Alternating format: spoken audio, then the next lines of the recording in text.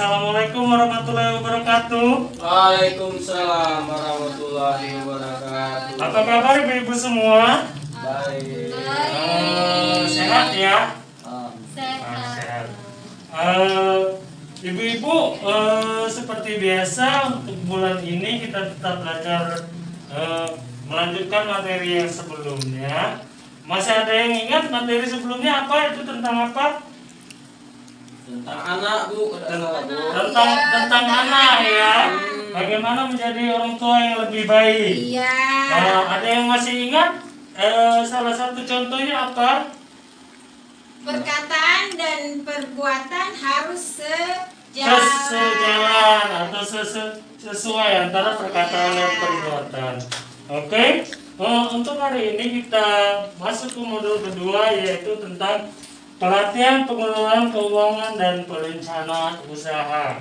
Nanti apabila saya berkata uangnya tidak cukup, ibu-ibu sekalian berkata diatur dong, seperti itu ya. Jelas Bu ya. Ayo kita coba. Uangnya tidak cukup, diatur dong. Iya. Sebelum masuk ke materi, seperti biasa kita akan melakukan pemanasan terlebih dahulu biar ibu-ibu sekalian konsentrasi ya. Perhatikan apa-apa dari saya. Apabila saya mengibaskan tangan ke arah sini, ibu-ibu jawabnya ha. Kalau saya mengibaskan tangan ke arah sini, ho. Kalau saya berkata seperti itu, maka kita akan jawab serentak bu. Seperti itu ya. Jelas Bu ya? Oke, kita mulai. 1. Ha. Hu. Bu. Iya, kita ulangi lagi sekali lagi ya. Ha. Hu. Bu. Iya, terima kasih. Kita tepuk tangan untuk kita semua. Oke. Materi kita hari ini tentang bagaimana mengelola keuangan dan perencanaan usaha. Ibu-ibu sekalian, pendapatan itu bisa dikategorikan ada 2 jenis pendapatan. Pendapatan tetap dan tidak tetap. Ibu-ibu tahu tidak apa itu pendapatan tetap? Tidak. Tidak. Pendapatan tetap itu pendapatan yang dihasilkan tetap bulanan. Ya. Itu, Bu. Ya, kita kasih tepuk tangan untuk Ibu Wiwit.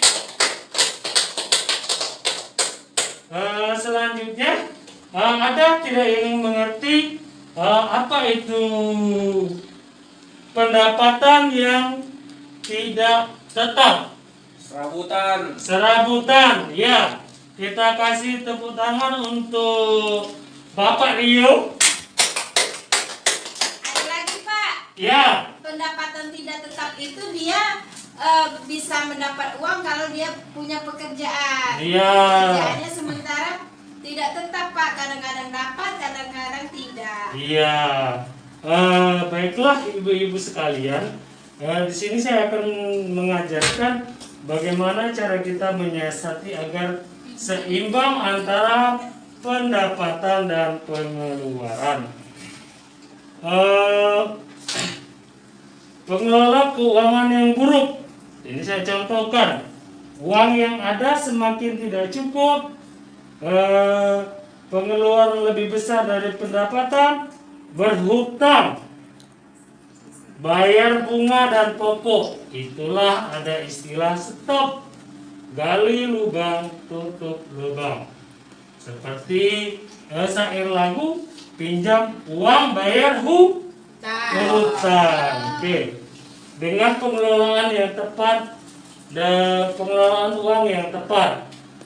Oke, di sini saya akan jabarkan. Pertama, rencanakan dan kendalikan penggunaan uang bersama keluarga. Jadi boleh diajak diskusi bapaknya di rumah atau ibunya di rumah. Bagaimana cara kita mengendalikan dalam menggunakan uang. Kemudian biasakan menabung dengan disiplin. Mengapa kita harus melakukan menabung dengan disiplin? Karena ada kalanya nanti kita akan dihadapkan dengan permasalahan keuangan berupa pengeluaran yang tidak bisa kita duga. Contohnya apabila ada anggota keluarga yang sakit atau bapaknya yang sakit. Oke, selanjutnya mempertimbangkan dengan matang sebelum memutuskan berhutang. Nah, ini yang kadang-kadang bapak-bapak dan ibu-ibu sekalian kurang jeli. Mempertimbangkan dengan matang sebelum memutuskan berhutang. Ini sepertinya ibu-ibu ya. Ibu-ibu biasanya belum apa-apa sudah ambil kreditan TV, panci dan sebagainya. Itu perlu tahu. Ya, karena istri saya di rumah juga seperti itu, Bu ya. Oke, bagaimana kita mempertimbangkan dengan matang sebelum memutuskan berhutang? Kita boleh berhutang itu hanya untuk kebutuhan yang mendesak dan boleh jadi kita berhutang untuk memulai suatu usaha, itu baru boleh berhutang. Sebelum kita melakukan berhutang, itu ada baiknya kita analisis terlebih dahulu apakah kita masih punya simpanan dan sebagainya.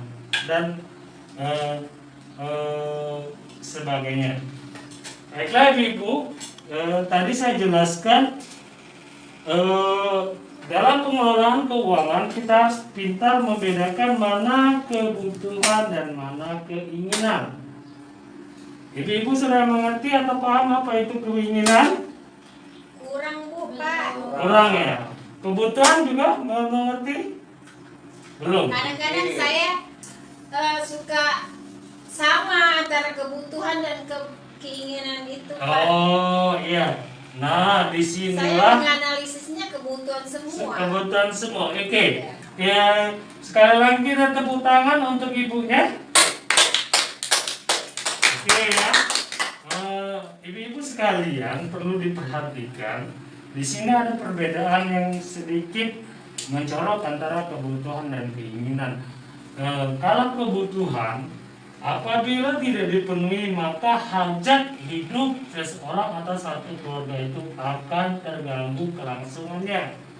Sedangkan keinginan itu bisa ditunda karena tidak terlalu berpengaruh terhadap kelangsungan hidup suatu keluarga.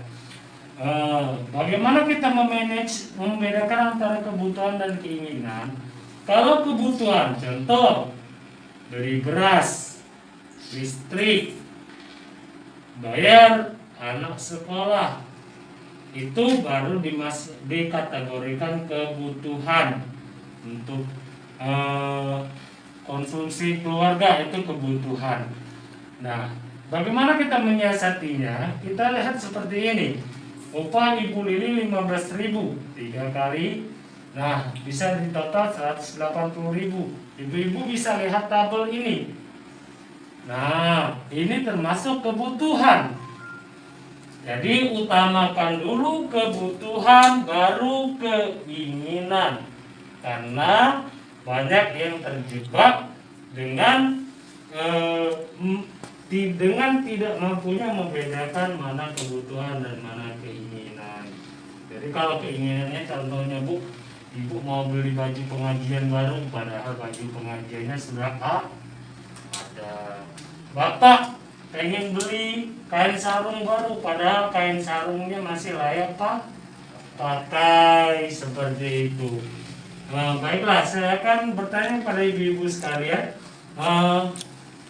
Bapak Dimas, kalau seandainya itu untuk pulsa listrik, apakah itu kebutuhan atau keinginan?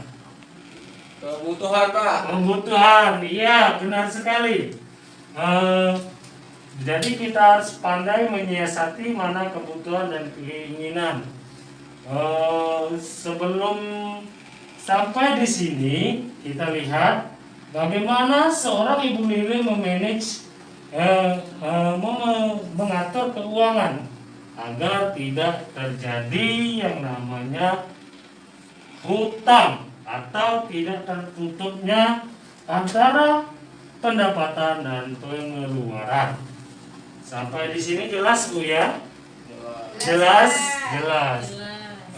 Tolong dibedakan lagi mana kebutuhan dan mana keinginan. Dan pintar-pintarlah kita mengatur keuangan. Karena apabila kita mendapatkan upah tetap atau mendapat gaji bulanan, itu boleh menggunakan sistem amplop dengan dibagi-bagi pengeluarannya selama 1 bulan. Sedangkan apabila pekerja serabutan seperti tadi, maka gunakanlah metode kas harian. Oke, sampai di sini jelas Bu ya? Jelas. Oke, saya rasa itu saja yang perlu saya sampaikan. Saya akhiri, wabillahi taufiq wal hidayah. Wassalamualaikum warahmatullahi wabarakatuh. Waalaikumsalam.